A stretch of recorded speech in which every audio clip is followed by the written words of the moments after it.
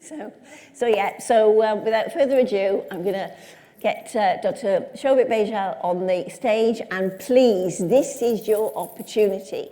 Any questions you've got this man to yourself. Make use of him, okay? Thank you.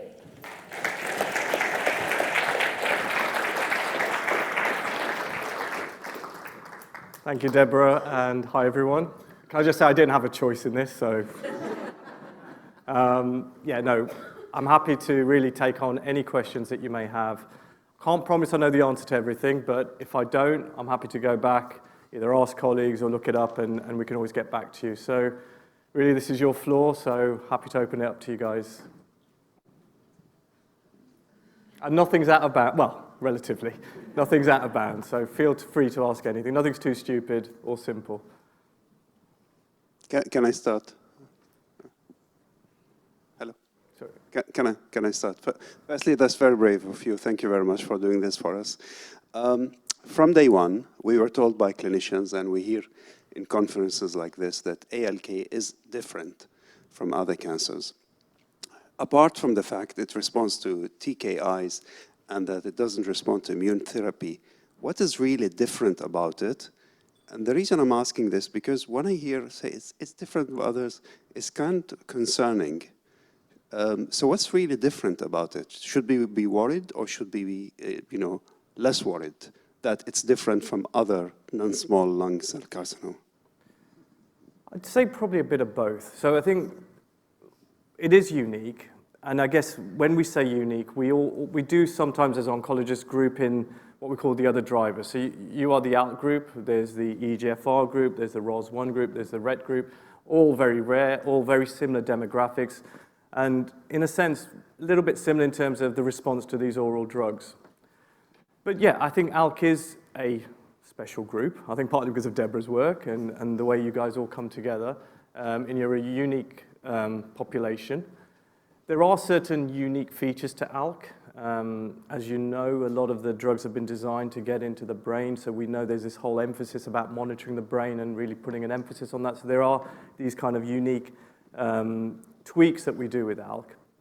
But the plus in this is, I would say in terms of if you look at all the other drivers, the drug development, I would probably say not so much the actual development. I mean, there's a lot going on in the other spaces as well, but if you look at how powerful the drugs that are coming through are evolving, probably ALK maybe is, I don't want to kind of put my bias on it, but probably ALK is leading the way in terms of, what Lawler's bringing, already with alectinib, brigatinib, what Lawler's bringing to the table, what maybe Nuvalent's bringing to the table. So in terms of the potency of these drugs, maybe ALK potentially is a little bit ahead of the game compared to the others. Okay. I'm going to follow on with another question. You may not like this. Now, I'm a clinician, by the way.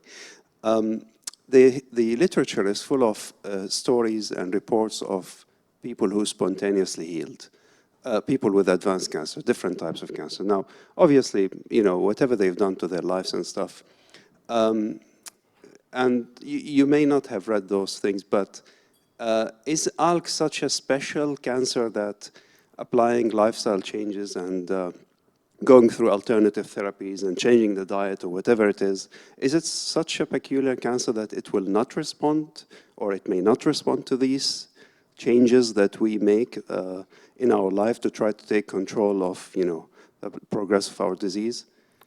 So I think obviously for the majority of patients with ALK, there will be a never smoking or minimal smoking history, and that's not that we should bias against smokers. There will be, I've got ALK patients who have smoked, and that's fine.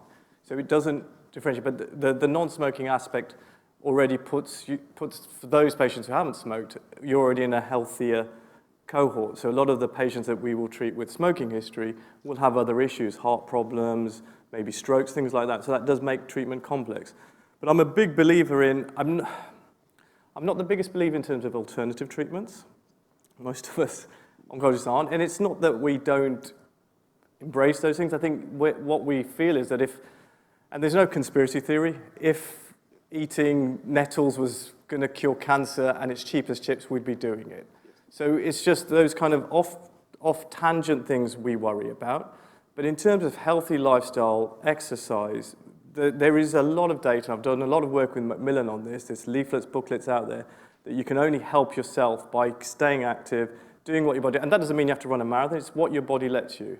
If it's sitting and standing 10 times from a chair, that's fine. If it's walking around the block, that's fine. If it is running a marathon, that's fine. But keep yourself, do the best for yourselves. It'll help your tolerance to treatment. It'll help your ability to take on side effects. It'll help your ability to get onto another line of treatment. And it's weak data, but there are some suggestions that having these healthy lifestyles may put certain cancers or help with certain treatments, but I'm not a firm believer in that. But generally, or otherwise, but keeping yourself fit and healthy can never be a bad thing. Fair enough. Thank you very much.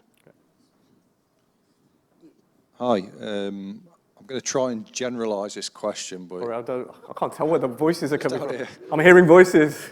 I'm sorry. I'm going to try and generalise the question, but it's kind of for me as well.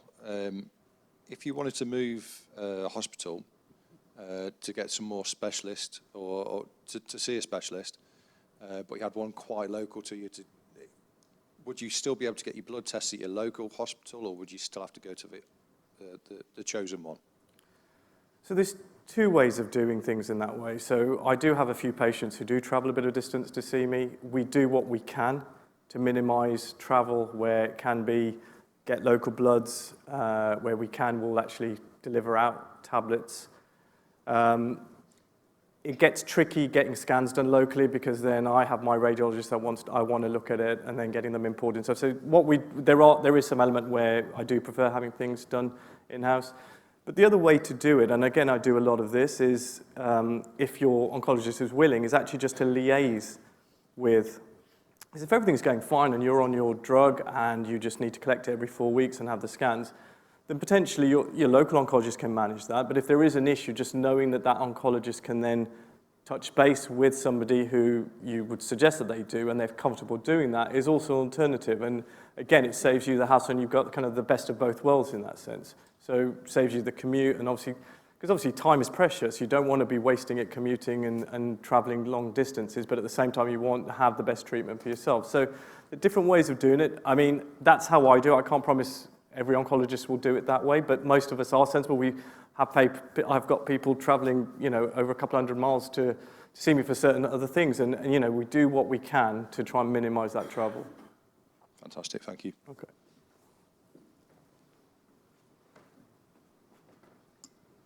Hi. This is a question really very similar to that gentleman there, in terms of, obviously we all want to live as long as we can and the best life we can. And when it comes to taking any sort of vitamins or supplements, they can actually be very powerful. And therefore, my question is, are there ones that are actually going to have a negative influence if you're on something like alectinib?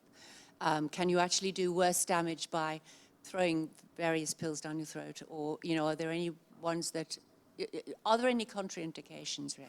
So what I always tell my patients is that if you're having something over the counter, if it's a kind of, Boots, Holland Barrett type supplement, it's unlikely there's going to be anything in there that's going to be a problem. If you are going to kind of more extreme vitamin supplementation or alternative treatments, we don't always have the answers, but I always ask patients to bring in what they're on and we give it to our pharmacists. So if you're on something that you think may be a little bit more on the kind of more alternative side, but and as I said, we're never here to judge. I've got no problems with patients doing, but yes, we do worry that there might be some ingredient in there that could counteract with the drug. So it's always worth just taking it in. The pharmacists have websites, they have links, they can just put it in, and we can get a straight away answer about whether there's a concerning interaction. Okay, got a question here for you. Hi. Yep. Yeah, hi. Hello. Okay. Hi. Just a quick question about antibiotics. I, a while back, had to have a course of antibiotics, and my oncology nurse said, "Oh, you need to stop your TKI." And I looked in the BNF, I'm a GP, I couldn't see any indication for it. So I asked, well, why? And she said, "Oh, we follow the guidelines of our local hospital, teaching hospital, which is Southampton." I looked through Southampton's guidelines. The only things I could find were related to chemotherapy. I just wondered what your thoughts were. Yeah. I have a stock of extra TKIs now, just in case I get rid. So it's a complex one, and kind of there are no guidelines. So on this, we all do kind of what we think or what we kind of put together. So you're right. Historically, before all these kind of cleaner drugs came through, the default was whatever cancer drug you're on. If you've got an infection, stop it. Restart after. If you're having a biopsy, if you're having an invasive procedure, stop it. And the premise of it is all about, even though, I mean, obviously it's more so with chemotherapy, but in the small print, and we don't see it, and I can guess probably very few of you, if any, have ever had problems with this, but even these cleaner drugs can sometimes affect the bone marrow. They can sometimes drop the cells that help your blood clot. They can sometimes drop the immune cells. So there is that element of concern. But it's all about the patient. It's all about putting it all together. What is actually going on? What is the infection? How unwell is the patient? What are the symptoms the patient's getting? So it isn't a one-size-fits-all. I don't blame the nurse specialist for saying that, because obviously for them it's difficult. They have to deal with lung cancer patients who are on every single treatment, from chemotherapy, immunotherapy, targeted therapy, even though some of our newer class drugs. So kind of their default will always be that. But there should always be this escalation to the oncologist. And there is always a concern. Yes, we do pause treatments, and I don't want you to worry if any of you have had to pause it, but you don't want to take that pressure off for too long. So if you're going to pause it, you've got to have a really good, valid reason, and it has to be put into context with, like you said, I'm guessing yours, from what you're describing, was a community infection. You were well with it. I probably would have said, yeah, carry on. But there's no hard and fast rules, and I don't blame the CNS for saying that, but maybe the oncologist could have put a different spin on it. Thank you.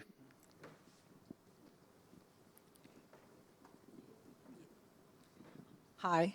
I'm going to make two questions. One is maybe very stupid. There's nothing stupid, don't worry. I'm going to make both. So one question is if the ALK mutation is a mutation that the ALK, it's in all the cells. Why it's happening only in the lung and not in other organs initially? So that's curiosity. And have you heard this new, the news about the effect of air pollution in lung cancer, and especially in women? And I don't know if you have, I read a bit, so I don't know the details of the study. Yeah. So interestingly, ALK isn't unique to just the lung. So you can get ALK in other tumor sites as well. And if you look at the actual Nuvalent study that's going on, that the ALK-VOC, there are a couple of patients with pancreatic cancers and a few others, but we know it's much less common. For some reason, lung, and we find that with every driver alteration that you see, including the EGFRs, the RETs, you can find them in other tumors. And the world, in terms of other cancers, is also evolving into this, in terms of probably what Alistair spoke about previously. I don't know whether he was talking about testing. He's the kind of the guru about testing, but we're kind of moving to this now paradigm about all cancers being kind of tested for all mutations or all alterations where there is a targetable or targeted treatment option. But ALK is more prevalent in the lung. I don't know the rationale. We see that with other alterations where something is more common in maybe a bowel cancer, but you can then see it in a lung cancer as well. In terms of the second question, which is about the pollution, so what you're alluding to is probably the Darwin study. So this is something that Professor Charlie Swanston, this has been a big piece of work which he's done, which is a couple of things that he's done, but one of the key ones was to look at why do never smokers get lung cancer? And what it seems to be is that to get the actual cancer, you need a bit of momentum with the mutations to happen or to develop. So you kind of get one hit which just happens because of bad luck. We all get bad genes, our bodies try and survey them, clear them up, get rid of them, but sometimes the cells manage to keep hold of them. But you need a second hit. And that's where this premise of, for the never smokers, that the pollution and the air pollution is probably that second trigger that's then led to it. Doesn't mean that everybody who has got an ALK or EGFR cancer would have, you can pinpoint that they were, definitely grew up in a polluted environment, but everybody's probably threshold or their cells' thresholds to maybe react to that pollutant will also vary. So yes, there is a lot of interest in this. Whether it may, obviously it helps explain it. Obviously there is already a kind of global drive to help air pollution and things. Does it change things in the reality? Probably not. It doesn't, I don't think we can all hide away from our high streets and stuff, but that is probably one of the explanations why yourselves, as the majority of you who haven't smoked, why you unfortunately have developed this type of cancer. When I was diagnosed, I had some pretty big mets in various places across my body, and I started taking brigatinib, and as is commonly seen, 6 months later they'd dramatically reduced by sort of 2/3 or 3/4, and then, as is commonly seen, they've stayed stable ever since. What's really happening for that sort of where it changes from reducing just to being stable?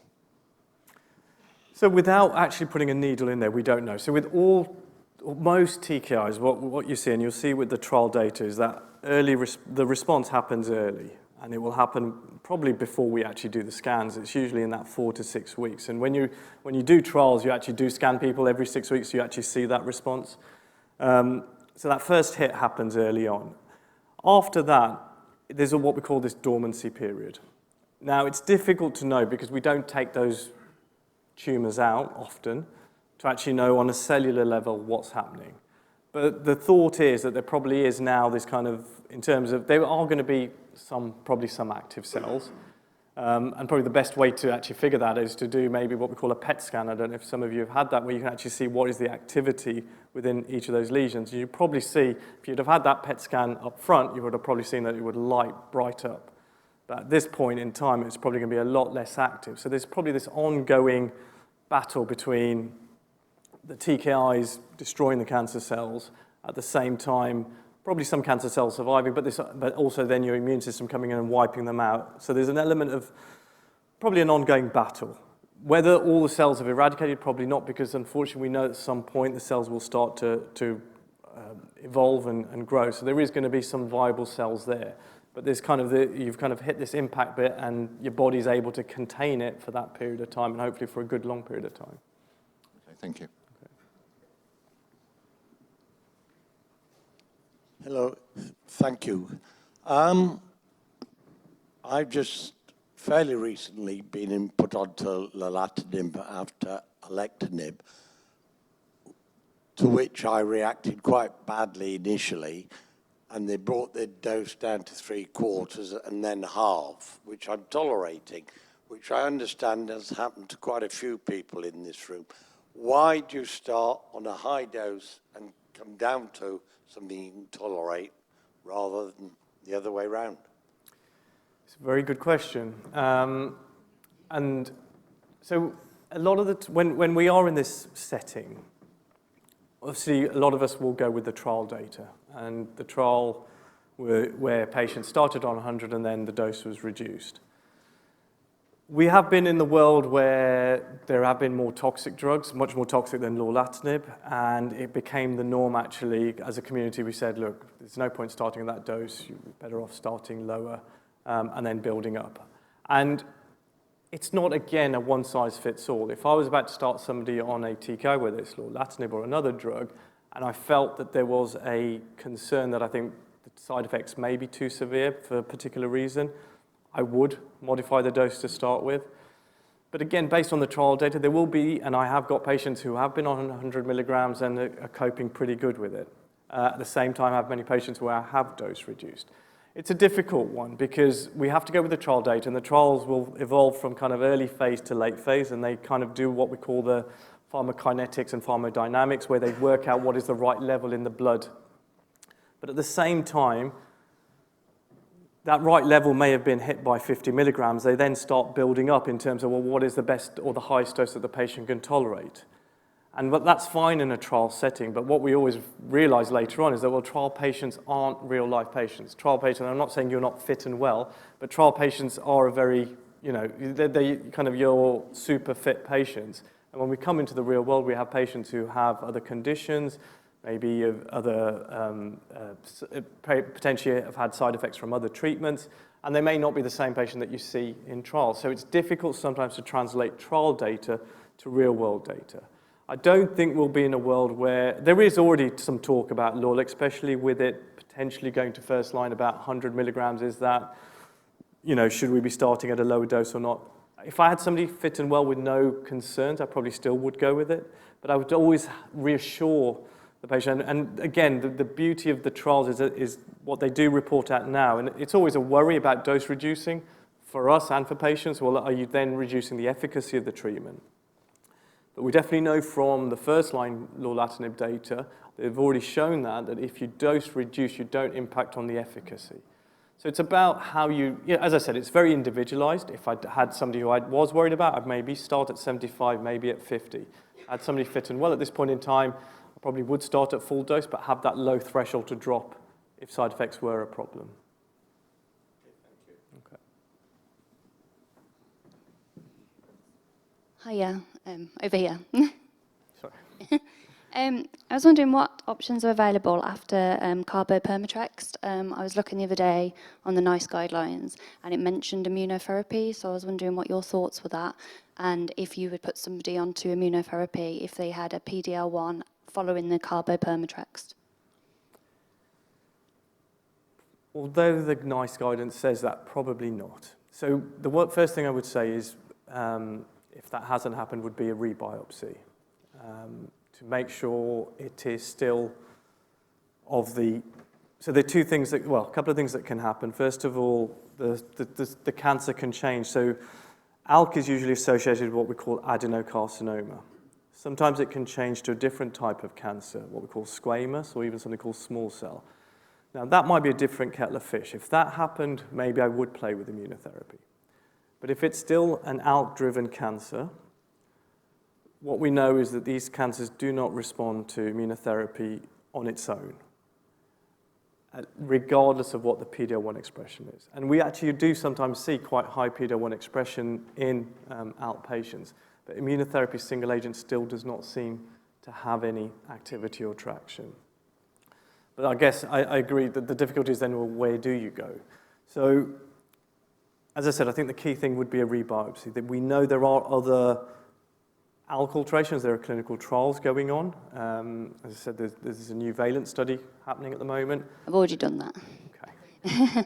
So, Customer. yeah, my question is because I've had biopsies and I've never showed anything other than wild-type ALK. So presumably that's probably going to be exactly the same when I progress on carbopermitrext. So for me, my last option probably would be the immunotherapy. So would you say that if you were treating me, you'd choose not to do that, and where would you go following that? So there is another chemotherapy drug, docetaxel. Docetaxel. It's nasty. It sounds horrible. You can combine it. So it's a difficult one. It's difficult to sit down with the patient and say, look, we know this drug is sitting there, it's approved, but I know it's not going to do you any good. And there are oncologists who will give single-agent immunotherapy, and it's pretty well tolerated. So if I was totally out and I had nothing to go, I'd probably sit you down and say, we can do this, but I've got to be open with you. We're not going to achieve anything. Docetaxel combined with nintedanib, I know it sounds scary, and I know it's a different kettle of fish with side effects, but I think in terms of looking at different forms of chemotherapy beyond even docetaxel, but unfortunately the big options have been used up, and we're in a position where it's difficult to try and find traction with what else to go with. But in all honesty, I would feel from my, if I was in that position as your oncologist, I would be very honest and say, I don't think we're going to get anywhere. But look, if you had nothing else, I had nothing else I could give you, you were fit and well, you were motivated to give it a go, who would I be? I'm not wrong to prescribe it, and you're going into it fully informed, and we could see. And look, if you did respond, hands up, I was wrong. But what we know from big data sets, that these clean cancers, which ALK, the other driver ones are, they just don't respond to immunotherapy on their own. There is some data that you put the immunotherapy with chemotherapy. That's a different kettle of fish, and you bring in other drugs as well. As a single agent, unfortunately, at this point in time, we're not seeing any activity. Also worried about brain protection when you're on chemo. What are your thoughts on that? If it does it protect your brain somewhat? I know it's obviously not as good as like lorlatinib or Nevalent, but say if you have progression while you're on chemo, is the only option SRS, or is there another drug that you can add into that? Right, so there's a couple of things in that. So we know chemo as itself doesn't tend to penetrate as well, but we have, and I have seen responses with chemotherapy in the brain.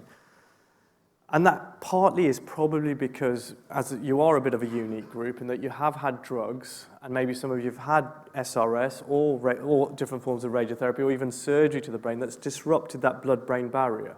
So it's not probably the typical blood-brain barrier that we would usually see. So sometimes the chemotherapy can get through a little bit more than what we would see for somebody who's kind of not had any of that. But I wouldn't put my kind of faith in chemotherapy to protect the brain. So if I was in, your oncologist again, I would have a very close monitoring of the brain. There are other drugs which, again, it depends where you work. Where I work with my neuro-oncologist, we can sometimes slip in a drug called bevacizumab or Avastin.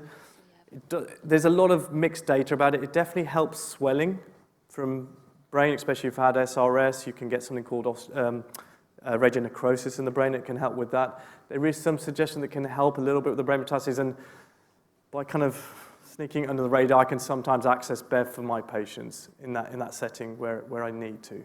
But I think the key thing to stress is that I wouldn't rely on chemo alone to prevent them. So just make sure that you're having close monitoring of your brain. Sorry, last question. All right. I've heard that chemo can reset the ALK. There's been talk about that. So sometimes it can like take it back down to like a baseline. What are your thoughts on that? If you have chemo, would it be worth trying a targeted therapy drug again afterwards? If it's actually licensed. Yeah. The problem is going to be whether it's not going to be licensed, and I think you will struggle to access it. It's difficult, like you say, because you've not had it or picked up a new alteration. And we know that outside of ALK, if you talk about any cancer, it doesn't have to be lung, can we talk about any cancer? If you've had a treatment and then you've had a period off that treatment and had another treatment, because we have to think of this as evolution. So if you've got kind of your cancers there, within that there's going to be a mix of cells. They're not all going to be the same. And as you put the pressure on, say you've been on your TKI, you put the pressure on, you're killing lots of cells, but then a clone will evolve that's resistant to it. But there will still be some of the original ones there, but the clone that's become resistant will then evolve. You then say hit that with chemotherapy, then you might hit that resistant clone, and the other clone may then evolve. So hypothetically, there could be a chance that you could respond. But it's a very hypothetical one. There's no science behind that, especially because you haven't got any secondary mutation that we can say, well, you started with this mutation, you now acquired this. Actually, we've retested you now, you've now gone back to your baseline. That would say, well, hold on, we could really give this a go. So, yeah, I mean, if there's a way of accessing it and you've exhausted everything, then hell, why not? But we wouldn't have any science to say that this is going to work. Purely the fact that you've had a bit of time off, and that pressure, it's not about chemo resetting it, it's about, well, what clone has now become the dominant clone, and could it still be resistant to something or sensitive to something that you've had previously? Thank you. Thanks for your help. Okay. That was a tough one. You're not coming back next year. I'm just going on the back of that, actually, because I've just recently discovered that I have MET as well. Would somebody like me have the option of going down the chemo line to cover the MET and then continuing on lorlatinib, or having it after? If you've acquired MET, I would probably start asking your oncologist to start putting the question out. There are MET inhibitors out there, and there are ways of accessing them, even though they're not approved.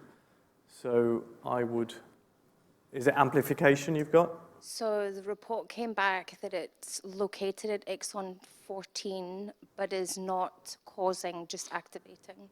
It's not causing? It's not causing, it's activating. That was what the report said. That sounds confusing. I'd want to look at that report, because if you've got an exon 14 skipping mutation, arguably you might even be able to, or your oncologist might even be able to access a drug for you through. So that's another one of the newer alterations that's come along, and there are MET inhibitors already approved to treat that. But I would definitely bank that, even if you've got other options at the moment. That's definitely something to bank, and I think should be something that would be given some serious consideration to targeting further down the line. It's quite an unusual one. Normally we see MET AMP, but to get MET exon 14, but as I said, I'd want to look at that report to know how they've kind of determined whether it's activating or not. The report specifically said there was no drug available. Did it say skipping mutation or just exon 14? Okay. It may not be then the type that we could target. If it's not a skipping alteration, it may not be the type that would be targetable with a MET inhibitor. But I think then it would be worth having further, if you do have further treatment, definitely worth considering further biopsies to see if that evolves into something different. Because again, there's a lot of, I don't want to turn this into a MET talk, but with MET exon 14, you can then get a lot of overlap with what we call MET amplification, which is just a different type of MET alteration, which again could then be targeted with one of the MET inhibitors.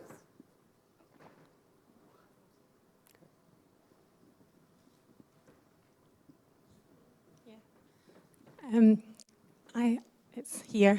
Sorry. I had a question about side effects and TKIs. My experience, and I think many here, is that they come and go a lot, and I don't really understand why that might be.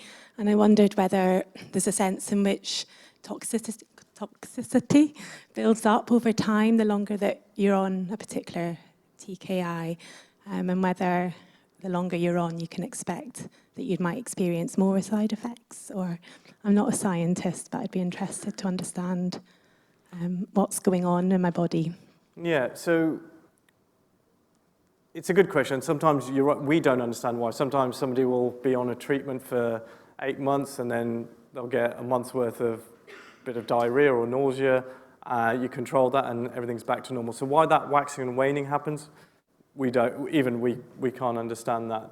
But there is definitely an aspect where we don't think things build up, but there's a kind of a point where we know that the maximum toxicities are going to happen.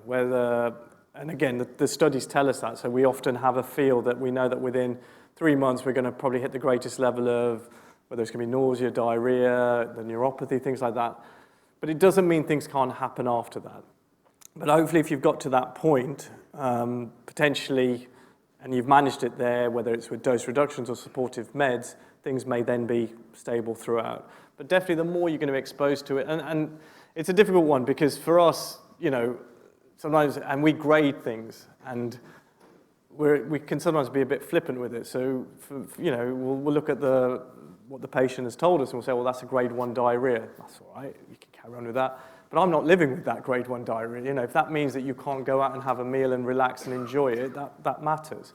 So I think with side effects, there's no fixed rule. For some people, they're lucky they won't get anything. For some people, it will build up. For some people, it will wax and wane. I think the key thing is always being open with the oncologist and be open more, not just about what you're experiencing, but also what the quality of life is with that. And just bear in mind that there's a lot we can do to support. And dose reductions, like we talked about with the lorlatinib stuff, don't be afraid of dose reductions. Okay. So on a reduced dose of lorlatinib with bone in progression, if you're saying that it's a higher dose is not necessarily making the drug more efficient, does that mean that it's not the only obvious choice to increase the dose? Sorry, have I said that clearly? I think so. I think I've got that. Yeah. I think what I feel and what's borne out, not just from the LAULA data, but from other TKI data is, and this is what I feel is a priority, it's not about the dose, it's about what's right for my patient, but to keep you on the treatment. I think that's what's key. If I'm giving you a dose that means that you're crashing, you need to then be off the drug for 2 weeks while you recover, then we get you back on, then we do the same again. It's about finding the dose that you can tolerate, that we can maintain that treatment. So that what I'm saying, sorry, then I haven't expressed it correctly. So that's what's been fine, but now I have progression. So is the obvious thing to increase the dose or to look at other options? So that's a good question. I do get asked that a lot when I've dose reduced somebody, should we up the dose? To me, I don't, again, there's no science on that. If people progressed in the trials on a lower dose, that was it. You couldn't just up the dose. But for me, if that's the treatment that's been maintaining the cancer, the reason you're progressing, which we talked about on your question, is because cells have now become resistant. So they're no longer responding to lorlatinib. So it's not about the lorlatinib dose and it's not getting into the cancer. It's because, to me, those cells are now resistant. So you can up the dose, but you're not going to then change that resistance pattern.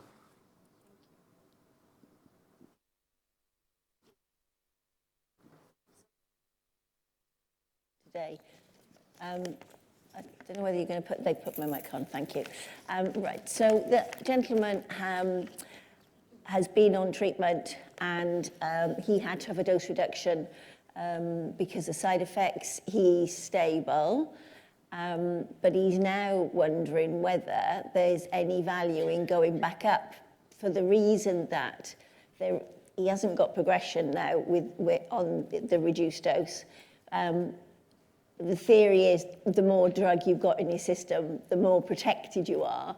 So is there any value in going back up to a higher dose or staying where he is? So I would determine that on what drove the dose reduction and what was it and how long have we done it for. If it was a really serious side effect, we've dose reduced. To me, putting the dose up, you're going to run into the same problem. And if that is the dose that, as I said, for me, the key is maintaining that treatment without having to have a break. If it was a 2-week, there was a bit of a blip, it wasn't that serious a side effect, we managed it with supportive meds, then, why not? It all depends, so it's very individualized. But dose reductions are pretty common, and I think it's worth remembering that the companies, when they do those early phase studies, they keep going up, not to the most effective dose, but to the dose that patients can tolerate. So there's usually a kind of threshold they've already reached, but they keep going up to this what we call MTD, which is the maximum tolerated dose. So for me, it's worth bearing that in mind. And look, if you're tolerating and you're maintaining on a dose reduction, that's probably fine. And as I said, all the trials are giving us this data because they know it's important for us to know that. One, we have dose flexibility, but also that if we're reducing the dose, it won't impact on efficacy. But it is a bit variable. I would say, as I said, if it was something minor and we just flipped it for a couple of weeks, maybe I would edge it up. But if it's something that really needed a break and I was worried about it, I wouldn't consider it. It was interesting because somebody else wrote in and said, why do drug companies do trials on the maximum tolerated dose rather than the maximum efficacy? So, because yes, it's leading to more side effects. Yeah, it's just been the way they've always done it, and we as a community are challenging that because I don't think it's all money driven, but obviously the higher the dose, the more the cost of the drug. But at the same time, sometimes they will shoot themselves in the foot. There's a new targeted drug called sotorasib for another mutation, what we call KRAS. And what we found is that it is literally intolerable at its full dose. So, companies do need to think, and, they are really being challenged about, did they go with the right dose when they moved it into their, what we call SPC. So it's a historic thing. I don't envisage companies will change that. It's just the way early phase studies have always been performed. But it would be nice for them to actually find the most effective dose rather than the best tolerate or most tolerable. Hi. Hello. Sorry. Is it me? As we know, some of the TKIs have a side effect of weight gain for some patients. I'm curious to know your perspective on how patients should manage that, particularly in the era of GLP-1 medication. And actually, obviously, everyone's hoping that they're going to have a very long life. And what we don't want is for patients to pick up additional comorbidities that are going to then subsequently impact that. What are your thoughts? So I don't have the answer to that, except for what you're asking is something that on our last kind of round table with probably the people that have been speaking here over the last 2 days is something that we were actually discussing, especially with maybe Lola coming to first line. It's a very important question, and I think it's something that we think is worth exploring. So at the moment, you're right, it's frustrating. All we can say is, well, eat healthier, exercise more, but it's easy for me to say that. I'm not living on a TKI with cancer. So it's something that we are, as a community, interested in exploring, but we need a bit more guidance in terms of safety. Can it be licensed and given for that indication? So, yeah, and you're right, because, and this was one of my worries about the Crown data. Yes, it's great and stuff, but, you know, that then are we, you know, if you're going to be living, which hopefully you will for many years, with high cholesterol and, you know, problems with weight gain and things like that, are we then flipping lung cancer for worries about heart disease, strokes and things? But luckily, so far, the data, and, you know, I don't think these people were on any kind of weight-reducing drugs. It was just, obviously, we know how to manage the cholesterol, but there's no increased cardiovascular risk from that. So that bit's reassuring, but of course, from a quality of life perspective, weight gain isn't, so we do need a way of working around that. It's something we are looking at. I do know some oncologists in the States particularly are using GLP-1s. They can do anything there, you've got to remember that. They can do absolutely whatever they want. No, but we know that, and it's something that we are contemplating, or not contemplating, working out how we can maybe bring this into play and into some sort of approved with our, you know, prescribers for those drugs, or whether we can just prescribe them ourselves. And as far as you're aware, are there any known interactions between any of the GLP-1s? Obviously, we have a long history of use within diabetes. Yeah. Can you think of any that are known or have been reported on TKI? None that I know of, but I think my guess would be experience would be very, very limited and restricted, but not that we know of. And that's why it's something that we are keen to explore. Okay. Luke, I'm on lorlatinib, full dose. I find that my side effects are milder if I split the tablet into take half in the morning, half in the evening. Is that reasonable? Don't know. I can't recommend that. I don't know if that's something you've done yourself or through your oncologist. Would it impact on efficacy? Probably not. Look, we all do weird and wacky stuff. I've had patients where we've done alternate day tablets and stuff when, you know, you're really struggling and you've got nowhere to go. Yeah, good on you for figuring that out. I don't know. I can't recommend and I wouldn't want you to change if it's working for you, and as long as the drug is working, then that's fine. But there's no data to tell us about that. Thank you. Okay. And my question relates to the discussion earlier about the dosage. I'm on 3/4 of a dose of alectinib, and that's working very well for me because I was allergic to or had side effects to the full dose. I had side effects to the full dose. Okay. If in the event I would have progression, is it possible again to raise the dose to the full dose rather than go straight on to the next line? And the other question is, I'm quite sensitive to drugs. In other words, if I take a sleeping tablet, half is more than enough for me. So is it possible that each individual reacts differently to the drug and less may be as effective in me than a full dose may be in someone else? So for the first question, which is kind of partly what we covered before, is that I don't believe that increasing the dose will help, because if the cancer's getting worse on the lower dose, it's because there are cells now emerging that are no longer sensitive to alectinib. So upping the dose, getting more into your body is probably not going to help change that. And yes, to your second question, definitely, and that's why, you know, I'm sure if we took a poll here about what drug are you on and what dose, we'd get a full variation, and it's the same in my practice. Everybody has different tolerances. So, you know, we know that people's liver enzymes are different. There's a whole load of stuff goes on that we aren't clever enough. We don't have the tech to individualize it. That'd be a dream world where I could say, well, I know this is how you're going to metabolize this drug. This is going to be the right dose for you. And then to the next patient. We unfortunately have to live in the world where this is what the trial said, this is the drug dose. yes, we can do a few little tweaks if I think something's not right, but otherwise we just go for that blanket dose with the ability to reduce it. Okay.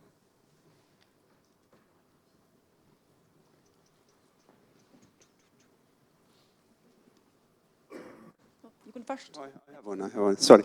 I know you've had enough of us asking about the doses, but I just want to add a note. And clinicians don't tell us everything. So the 600 milligram is based on the famous ALEX trial, where they compared alectinib with crizotinib, where they used 600 milligrams.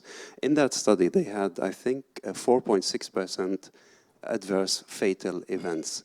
No one mentioned to us that there's a study called ALEX study in the Japanese population, where they used a standard dose of 300 milligram BD, where 93% of the patient objectively responded very well.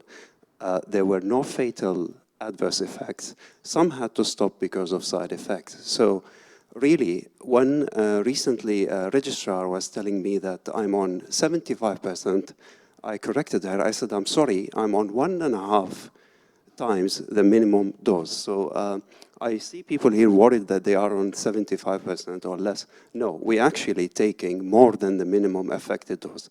And I hear that for lorlatinib, that's actually 25 milligrams. So I just wanted to add this. The science out there supports that we are all taking more than the minimum dose. Regarding the increasing the dose when there's progression, thank you very much. I've been there. I've increased it. It didn't work. So there's no point of increasing it. Thank you for confirming this fact, which has been experienced by many patients. Okay. And it's a very good point you raise. The only aspect of that I would just add, and I think it just comes back to the previous lady's question, is you're right, Alex, there was a different dose. But what we do know, and what that comes into play, is ethnicity. And we know that different ethnicities do have different ways of metabolizing drugs. And we know that the Southeast Asian population are slightly different in that sense. There's also thought to be, and that's why we don't dismiss studies from other countries, but how side effects are reported, and also what also comes into play in terms of how quickly you might, or your clinician might change your drug, is also what's available next. And we know that can also affect whether you keep somebody on a drug and really push really hard, or would you actually say, well, I know I can give this patient this, or there's another drug come out. And that does sometimes skew data. But I would totally concur with you that, knowing what Alex did, and, ethnicity doesn't play that big a difference, is definitely worth bearing in mind and reassuring. I mean, you are in a difficult situation, and, I wouldn't want to be an oncologist. It's very Me neither now. And I know it's complicated, but I think there's a bit of defensive medicine, which is becoming the norm nowadays. Why not start at a low dose and bring it up a reasonable dose? Many of us had very active life. I mean, I was doing martial arts. I broke my rib. That's how I knew about my cancer. And suddenly, I am dosed on 600 milligram. I couldn't function. I went to the clinic. I'm forgetful. No one mentioned to me that I had the option of a lower dose until I asked for it. And I'm sure many people in this room have this experience. And some, can't find the word, but some clinicians want to make us feel bad that we are not on that dose, the way they speak to us. I mean, I'm a clinician myself, so don't take it. I think there's a lack of education and openness sometimes when it comes to this. The fact that most people ask about the side effects is clearly one of the biggest problems of this treatment, although it's very wonderful and working. But I rarely see a clinician start on a low dose. Everyone seems to start on the max dose and wait for the patient to cry for help to come down. And, if there's one good thing about it, it taught me as a clinician, my approach changed differently towards my other specialty, which I'm doing. So I think everyone has a point to be, concerned about this, but I hope, your contribution, my contribution is reassuring to others that actually we are on a reasonable dose at least, even always though tell my it's patients it's the right dose for you. Don't worry about what the dose reduction is, it's the right dose for you. Thank you. My question is about CBD oil or medicinal cannabis oil. And I know with our experience that we are connected to the worldwide ALK Positive lung cancer group, and I know some of the patients do take these. And I know in UK, which is not something legal, but some of the chemotherapy patients can have, or either through the NHS streamline, they can have due to their side effects, nausea or vomiting or something. That's what I heard. So have you had patients come to you? I mean, obviously we know across all of us that any of the TKIs give different sorts of side effects, whether it's nausea, vomiting, or constipation or whatnot. But what do you think, like in the future, that we are a category that at one point we can get this kind of medicinal cannabis oil to combat some of the side effects and through NHS, like legally, I mean, not like hush-hush way. I think there's somebody outside selling some stuff if you want. I'm from Warsaw, so I could probably get it for everyone here. I'm not aware of, for chemotherapy, that there is an NHS route. I know that you can, I think there are clinics that do it, or I don't know specifically. I've never had one of my patients. I know a lot of my patients will ask about CBD, not just for side effects, about does it help my cancer, will it treat my cancer? In terms of side effects, I mean, the only aspect where I believe it has a benefit is with nausea. I don't see it as a drug that can treat cancers or kind of revolutionize that side of it. My take with my patients are, look, I'm not a believer, but I know it's not going to interact with your treatment. If it's something you want to do and you can access it, go for it. But I'm not aware of any pathways or streams. There may be, I'm not saying there aren't, but definitely nothing that I know about my patients where they go down that route.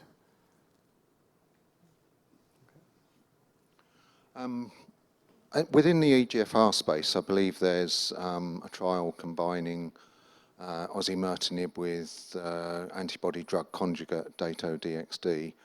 And the only thing that I've heard of with ALK is an anecdotal case of somebody being treated in Barcelona combining NVL-655 with Dato-DXd. Are there any other sort of formal trials or informal trials going on around the world combining targeted therapies and antibody-drug conjugates? So, and this is probably goes back to, I think, the very first question that was asked about where does ALK sit with, what makes it unique. So you've got to bear in mind that if with the EGFR, although it's, we have got great drugs like osimertinib, the kind of efficacy that we can achieve with osimertinib, which is kind of the kind of prime drug at the moment, is nowhere near alectinib or brigatinib, let alone what lorlatinib is showing in the CROWN data. So there is a lot of drive about trying to make osimertinib better. So there's been a big study just read out, not with the Dato-DXd, but with chemotherapy. So combining chemotherapy with osimertinib, still probably not as good as what you guys can get with alectinib and brigatinib, but it's better. But you've got to remember there's then a trade-off with side effects. So we're giving chemotherapy and osimertinib, and you're kind of bound to that 3-weekly intravenous chemotherapy.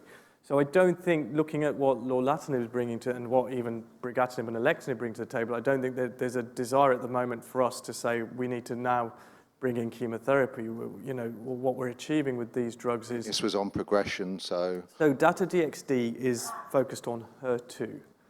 Dato-DXd is focused on I think it was TROP2. So there's a study that's read out, which is the Tropion study, looking at Dato-DXd in what we call the AGA. So that's the actionable genomic alterations, which is you guys. So that's the ALKs and the EGFRs.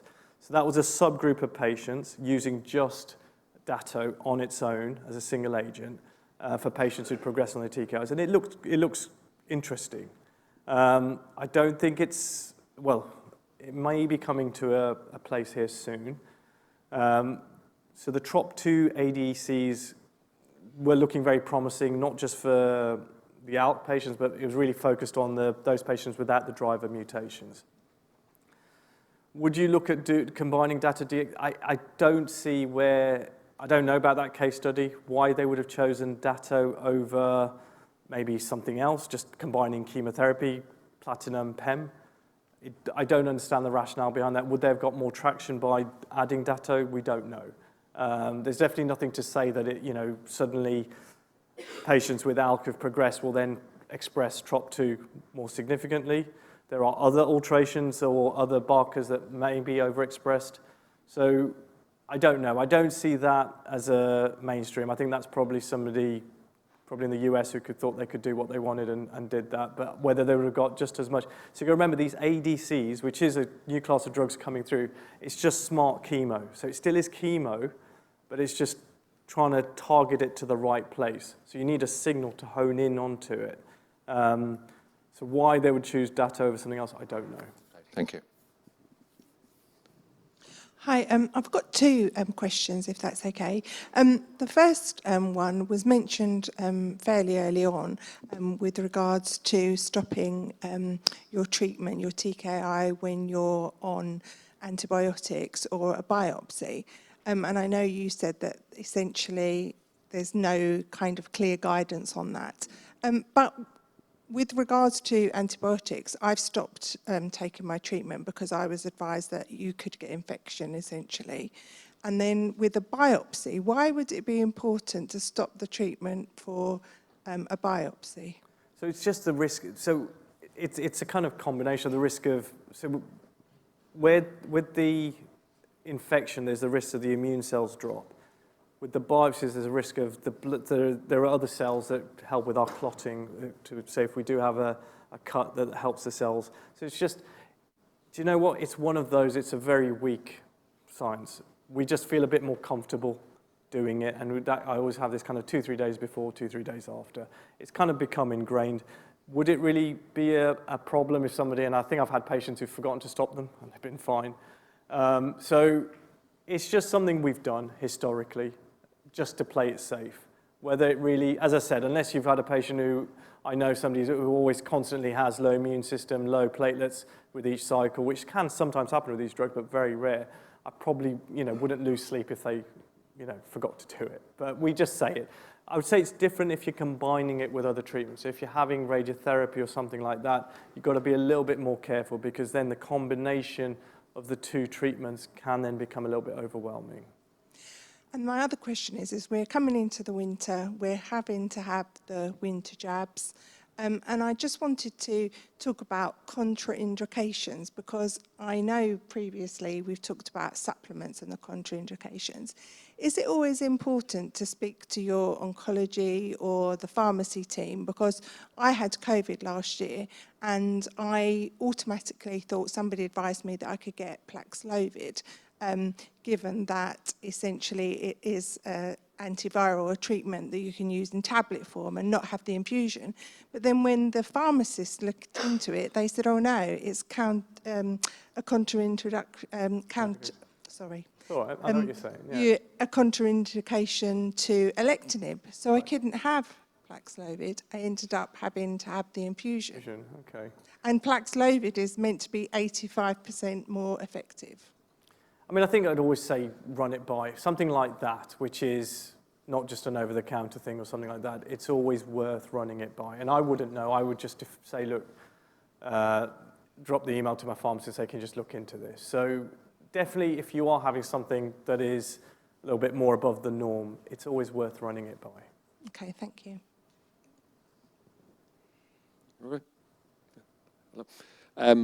Just coming back to we were talking earlier, the lady here was asking about being on the TKIs for a longer period of time. And I wonder if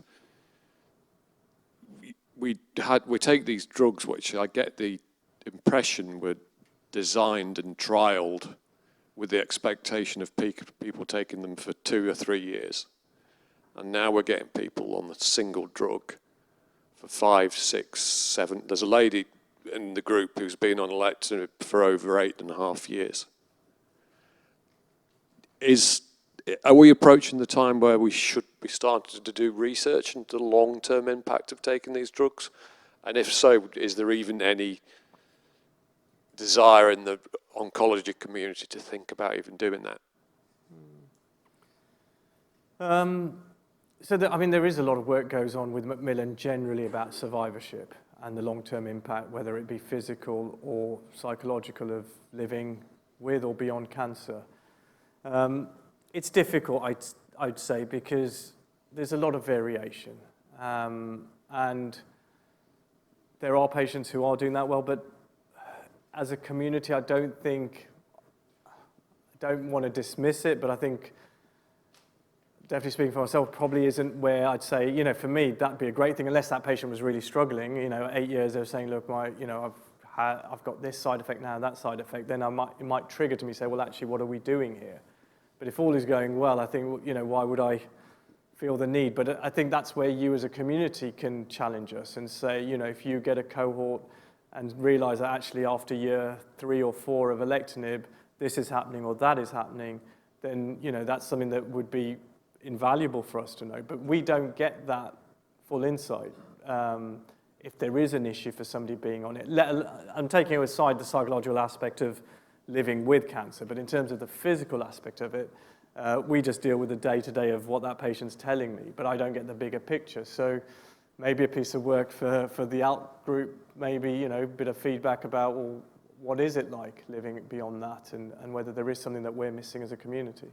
I mean, I didn't want to bring it back to a personal experience, but, you know, I'm 5 years in on alectinib now, and I think my fatigue has increased in the last 12 months, whether, you know, but it's always very subjective, isn't it, and hard to tell if it's... Yeah, and I'd be surprised if, and I'll be honest, it's the one that we as oncologists dismiss as the, oh, that's all right. That's all right, a bit of fatigue, you know, have a siesta, but of course not, you know, that's your impacts on your day-to-day living and the things you want to be doing. It's difficult. Look, every cancer treatment causes fatigue, so definitely if you're going to be on a drug for 5 years, that's definitely going to start building up. And maybe there is a piece of work here that we need to highlight. I would say I would agree with you, Duncan. I've been 9 years now on my drug. I'm definitely more tired and I'm getting more joint issues. So it's kind of building up over time. But that's... No, like I say, we're not dismissive of these things, but it's difficult. You know, we don't get that full. Like we see that snapshot of 4 weeks, but we don't know what that. And everything seems hunky dory. You come in, maybe you've had a good scan, everything's fine. Oh, okay, bit of fatigue, but then I don't know what those 4 weeks in between are like. What is it? Are you doing this? Are you still able to do the school run? Are you able to look after grandkids? Are you able to do your, you know, play a round of golf? Are you able to go to your local pub? You know, these things, I don't know whether you're still able to do that, and we don't have the time to dive deep enough, and the problem is we don't have solutions, but if it is a problem, we should know about it, and maybe something, you know, from a supportive perspective, whether the things we should start putting into place. I've got the option of dose reduction, so I'm looking into maybe doing that. So we'll see. Anybody else? Sorry, hi. Yes, I've got a root field turf that's got a very slight infection in my gum, which I've had for a little while, and my dentist is obviously monitoring. In those circumstances, would you normally recommend that the tooth be removed? So I tend to work with dentists in these scenarios. Yeah, this is what my oncologist said, and actually. normally get them to, you know, get some dialogue going. Look, how serious is this? Do you think you can keep it at bay with antibiotics? Do you need to do something invasive? If you do, let's work together, work out a date that, you give me a date, I'll do the couple of days off, couple of days on with the treatment. So that's what I'd say. You know, it all depends on how serious it is and whether if the dentist thinks they can salvage it with a quick, simple procedure, go for it. Yeah, actually, my dentist is getting some new equipment, which he says with the old equipment, he can't see, you know, that there's any problem, but with the new equipment, it might show him that there is a crack or something there that can't be repaired. Okay.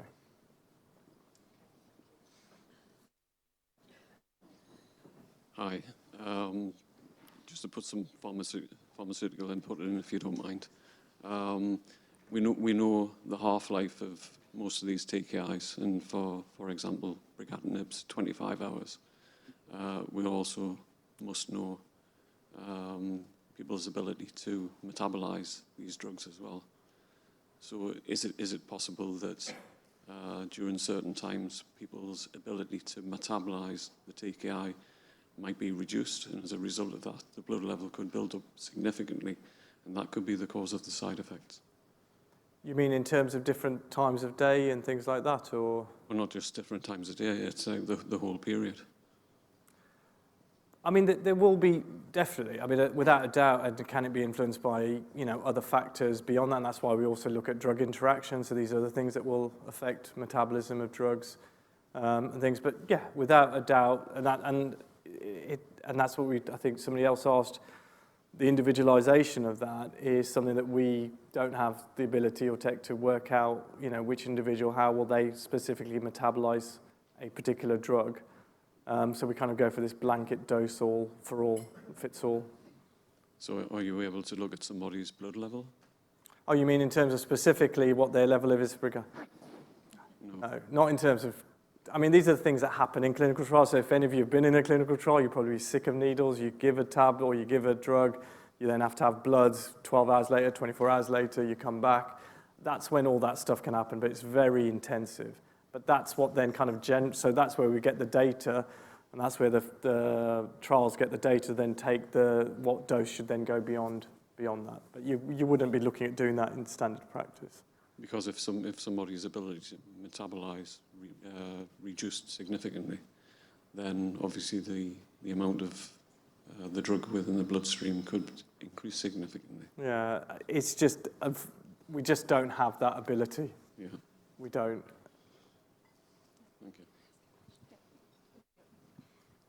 My query is hopefully just a quick one for you and probably far less serious than what everybody else has asked.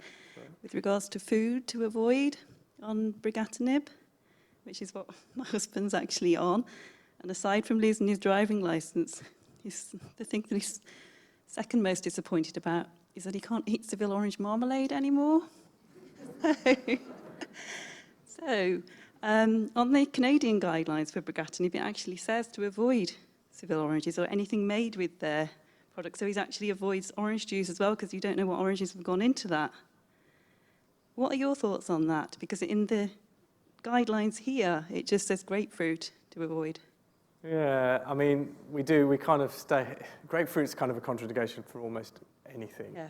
Mm-hmm. But yeah, this kind of, the orange thing has kind of grown itself for the brigatinib group. And do you know what, I know it's easy for me to say, but you can live without it. So just, why not just avoid it?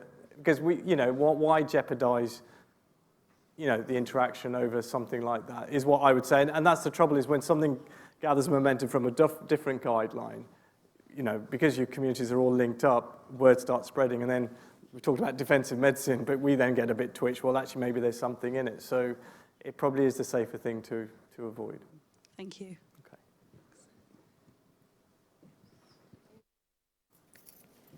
We're ending on several oranges at this rate. Yeah, we are. Yep, we are ending on several oranges. Right, okay. We'd all like to thank you.